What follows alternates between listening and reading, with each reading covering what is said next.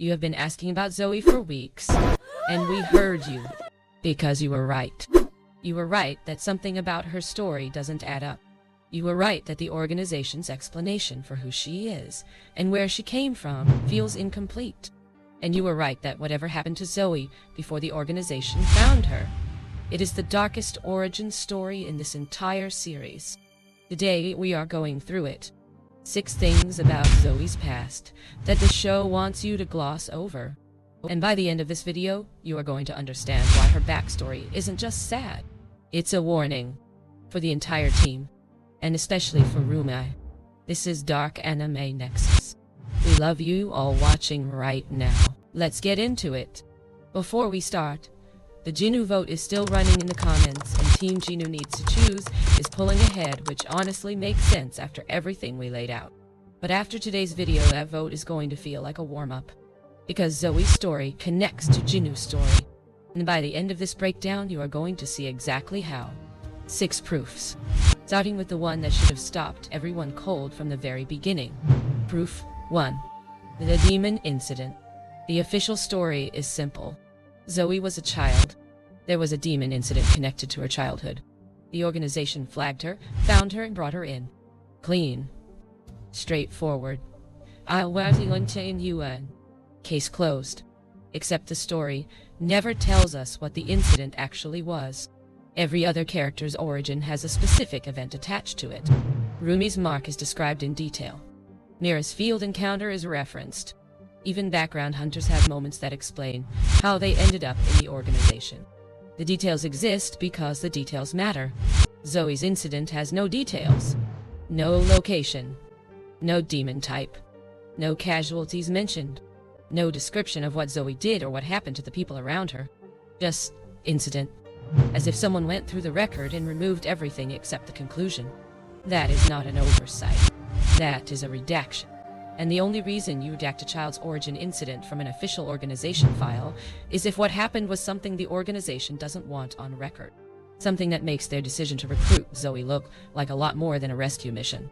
Proof 2 connects directly to what Zoey can actually do. And this is where the backstory starts to crack open. Proof 2. Zoey's abilities don't match her training timeline. There's a gap. A significant one. Between when Zoey was officially brought into the organization and when she first demonstrates her full combat capability on screen. That gap should represent her training period, the time it takes to go from a child who survived a demon incident to a fully operational hunter. The problem is the gap is too short. Significantly too short. The level of skill she demonstrates, the precision, the control, the specific knowledge of demon behavior she applies in real time, that doesn't come from the training period the show gives her. It comes from somewhere earlier. From something she was already doing, or already exposed to, long before the organization was supposed to have found her.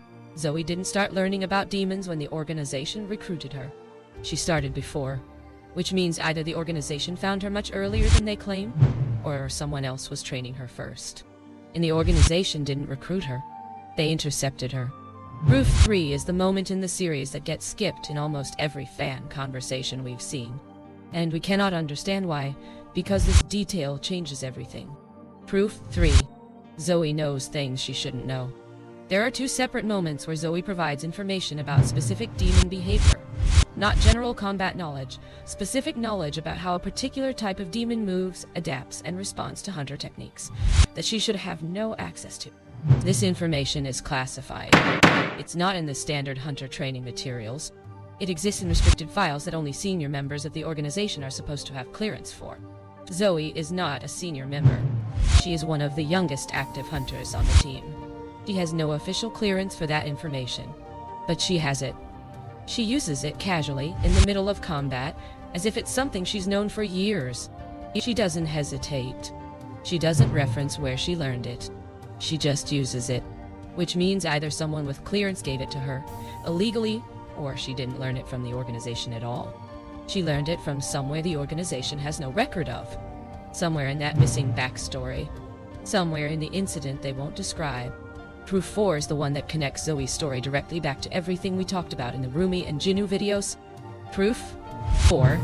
The organization's reaction to Zoey is different. Go back and watch how the organization handles each member of this team. Rumi is monitored, We established that Jinu is her handler. The entire containment structure is built around her. Mira is assessed and deployed based on capability. Standard procedure. Zoey is protected, not monitored, not managed. Protected. There's a difference and it shows in the details. The mission Zoey is assigned to a strategically lower risk than her demonstrated skill level should require. The information she has access to is quietly expanded without formal promotion. When something goes wrong in the field, the organization's response prioritizes Zoey's safety in a way that goes beyond standard protocol.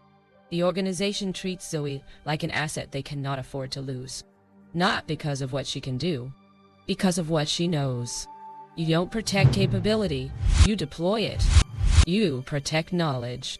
You protect leverage. You protect a secret that is walking around inside a person. Zoey is not valuable to the organization because of her abilities. She is valuable because of what happened to her before they found her. And they will do anything to make sure that story never comes out. Proof 5 is the one that our comments section started pointing at weeks ago. And you were right. Proof 5. Zoey's demon incident wasn't random.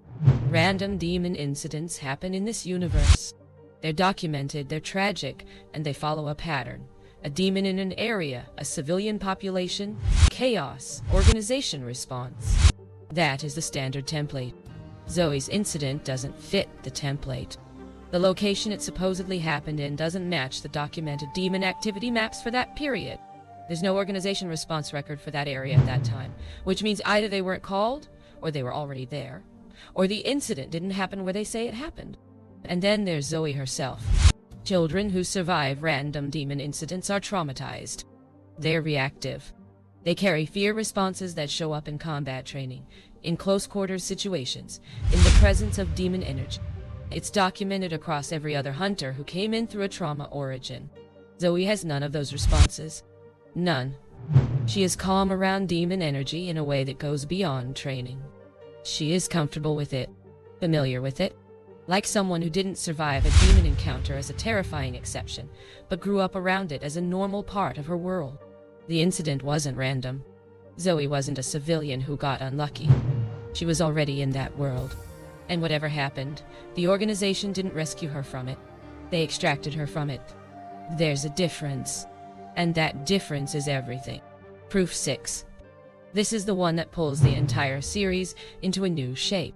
Proof 6. Zoey has never asked what the organization's actual mission is. Think about that. She's young. She came in as a child from a traumatic background.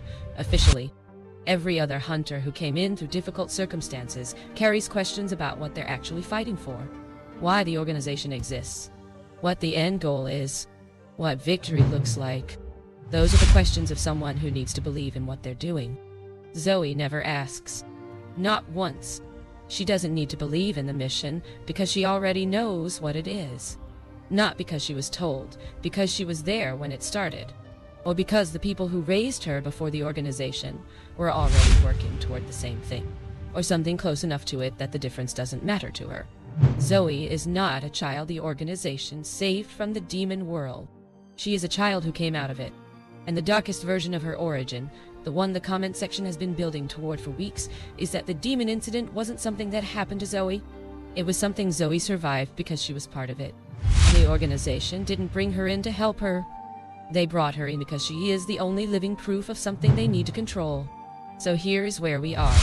Zoey's backstory was scrubbed because what actually happened doesn't fit the organization's story of what they do and why. Her abilities predate her training because someone else trained her first. She has classified knowledge she shouldn't have because that knowledge is part of where she came from. The organization protects her like a secret because she is one. Her incident was not random. She was already inside the demon world before she ever walked into organization headquarters. And she has never once asked what the mission is because she already knows. Rumi is the weapon. Jinu is the handler. And Zoey is the proof. Proof that the demon world and the human world were connected long before anyone on this team was born. And whoever built that connection, whoever's Zoey's world before the organization actually was, they are still out there, watching, waiting to see what Zoey does with everything they gave her. We love you all watching this. This is the Dark Anime Nexus. And this series is nowhere near done. 3 options in the comments this week. Team Zoey was sent. If you think Zoey was placed in the organization deliberately by someone from her original world, and she knows exactly what she's doing. Team Zoey was rescued. If you think whatever she came from was genuinely dangerous, and the organization saved her, even if their reasons weren't pure.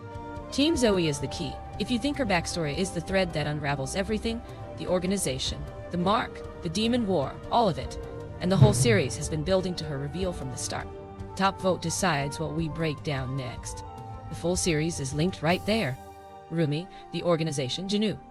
Watch them all before you vote, because after today, nothing in this story is what it looked like.